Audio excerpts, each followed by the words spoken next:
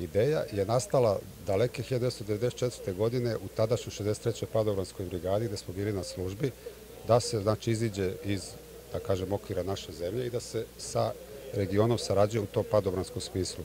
Podršku toj ideji je pružila Grčka unija padobranaca u rezervi i mi smo od 1994. kao vojska, odnosno 63. padobranska brigada, organizovali te susrete pod nazivom Balkanskog prijateljstva. I to je bilo tradicionalno.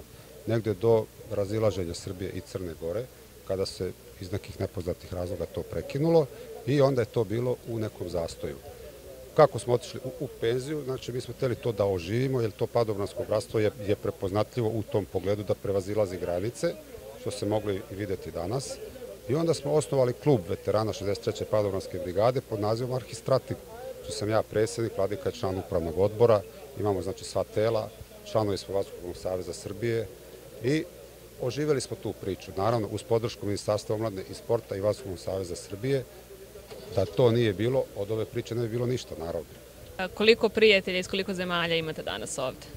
Ukupno se odazvalo 95 padobranaca, računajući i naš, ali iz 12 zemalja sveta, i nadam se da će to postati tradicionalno i da ćemo i iduće godine i narednih godina imati iste manifestacije.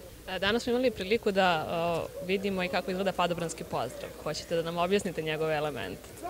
Elementi padobranskog pozdrava su nastali 1991. godine kada je brigada prvi put borbeno angažovana.